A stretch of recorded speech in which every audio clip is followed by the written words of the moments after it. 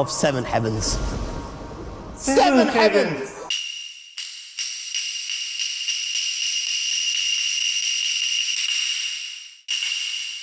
Samurai Muslim.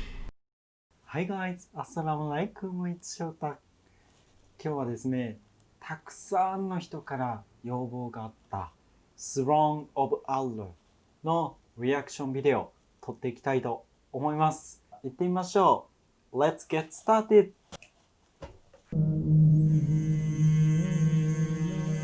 يا نفس إن لم تظفري لا تجزعي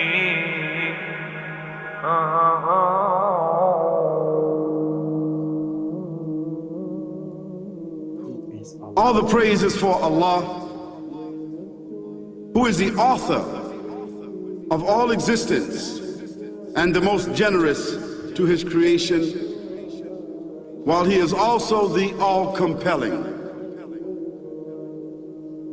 He is the only one worthy of our worship, having no partners, no associates, no sons, no daughters, no one whom he must consult, and no one or anything which has any comparison with him. All the praise is for Allah, who is the King of all who claim sovereignty, the only one who has the right to legislate for his creatures. He is the giver of life. He is the causer of death, while death has no effect upon him, because he is the ever-living, the self-subsisting, the eternal and the only absolute. All the praise is for Allah, who has power over all things, and there is in reality no power and no strength, no influence to cause benefit or detriment except through him.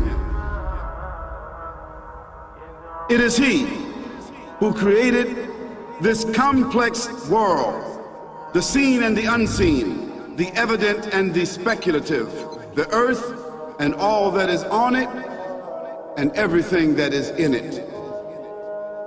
It is he who sent his messengers and prophets, alayhimus salam, with the common message of strict monotheism, which simply means that there's absolutely no one worthy of worship, no one worthy of our obedience except the Almighty, the One, the Absolute, and who has no partners. The earlier messages which changed the world in the area in which the prophets were sent, those messages we know have changed, and even the prophets who brought them, their names are now lost. We just know in general because Allah told us in the Quran, وَلَقَدْ بَعَثْنَا فِي كُلِّ أُمَّةٍ رَسُولًا أَنْ يَعْبُدُوا اللَّهَ وَاجْتَنِبُوا الطَّاغُوتَ.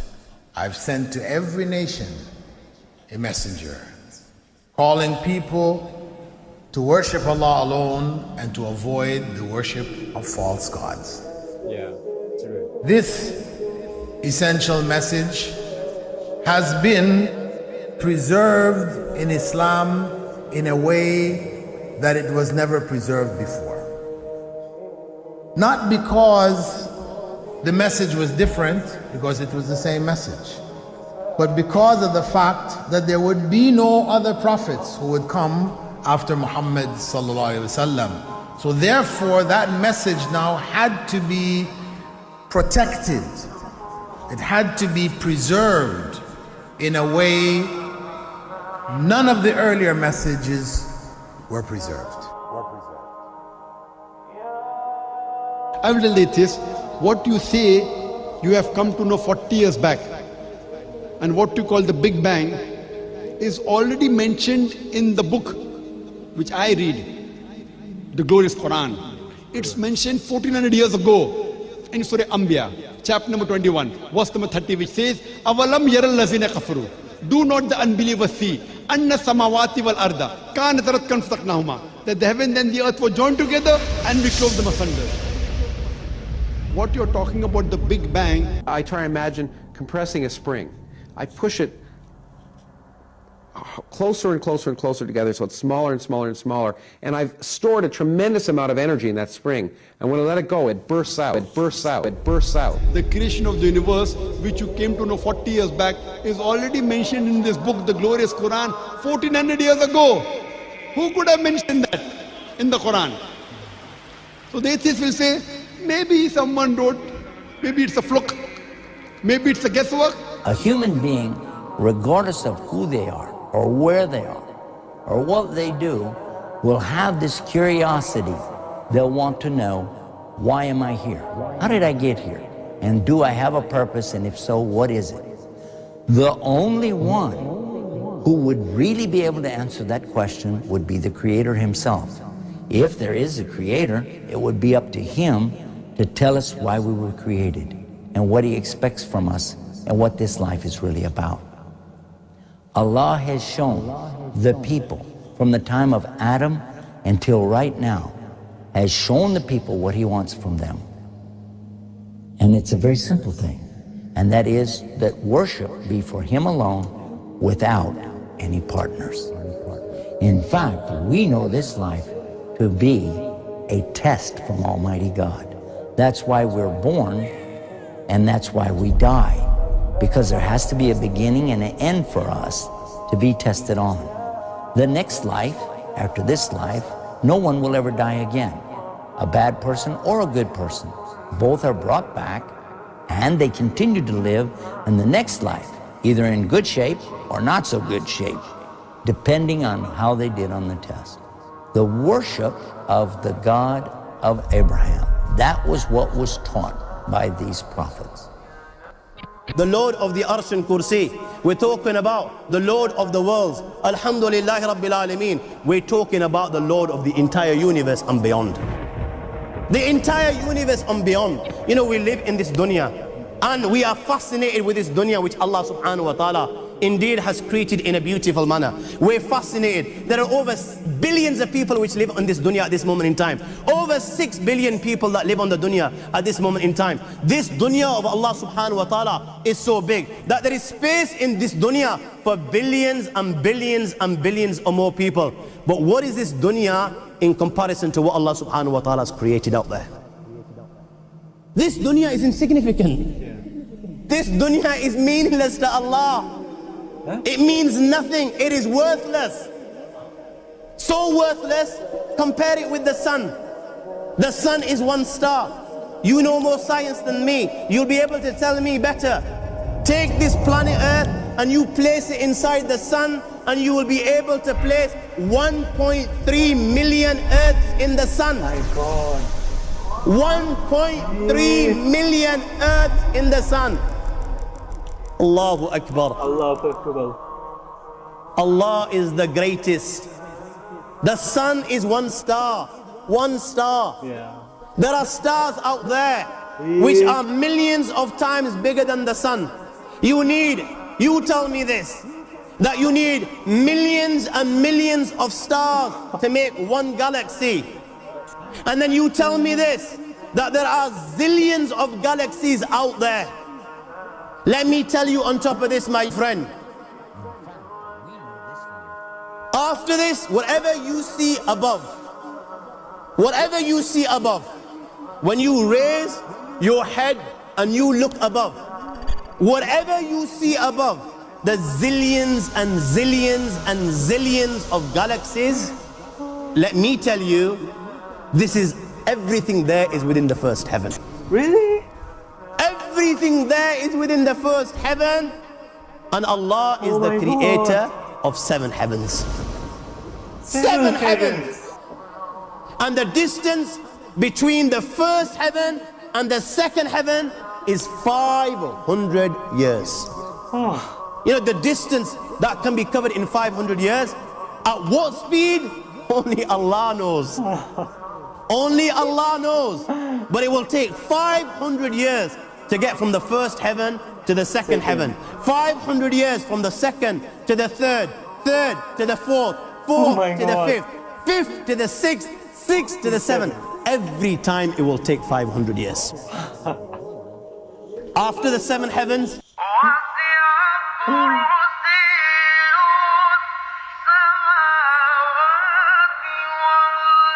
وَسِعَ كُرْسِيُّهُ السَّمَاوَاتِ وَالْأَرْضِ. You all read the Ayatul Kursi. You all know the Ayatul Kursi. After this, you have the Kursi of Allah. You have the chair of Allah subhanahu wa ta'ala.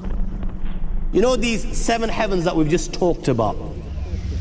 In comparison to the Kursi of Allah, they're non-existent.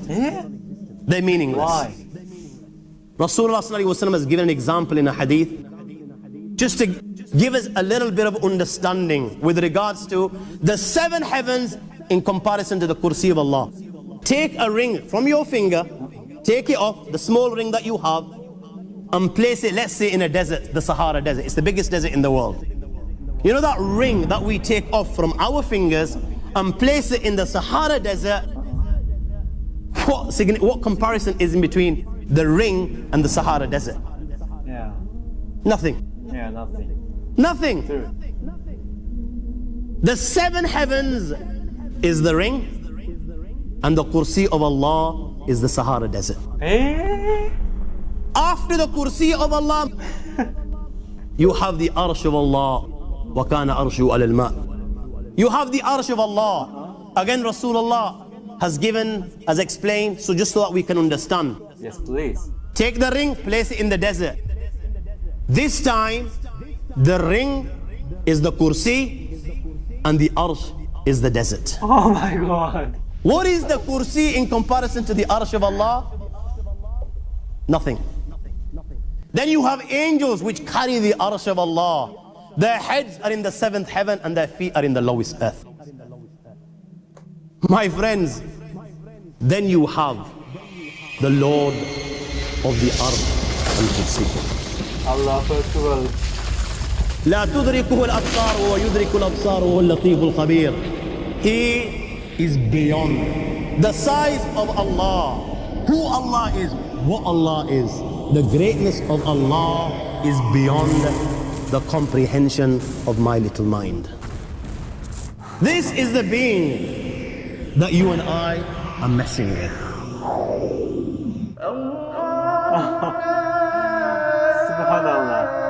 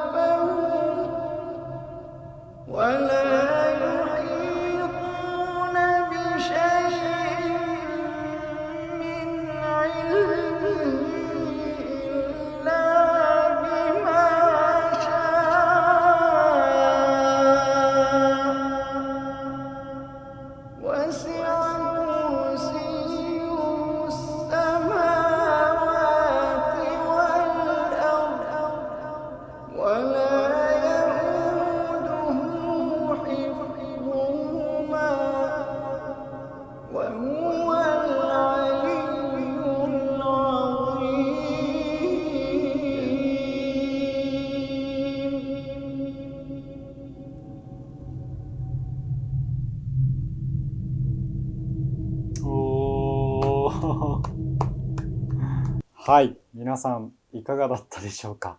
今回の動画、ものすごいことが書かれてましたね。僕が特に今回は知らなかった知識を皆さんと共有したいなと思うんですけど、一番驚いたのは天国の大きさですね。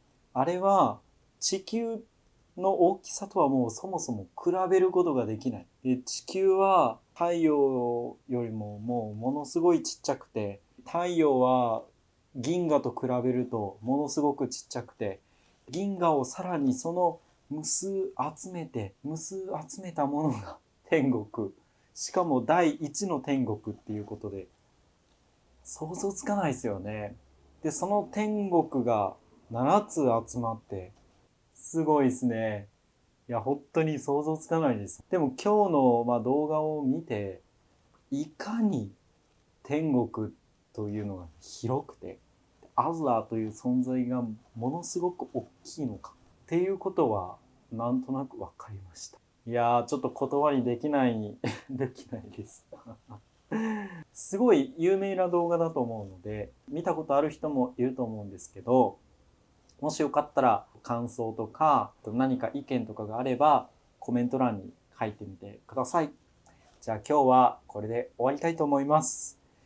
Guys who are interested in my video, please thumbs up and subscribe to my channel. We'll see you again soon. Bye. Assalamualaikum. Bye bye. Thank you so much for watching. If you'd like to experience halal tourism in Japan, please let me know. And I do YouTube live every single day, so please come and talk. I'll see you soon. Bye. Assalamualaikum.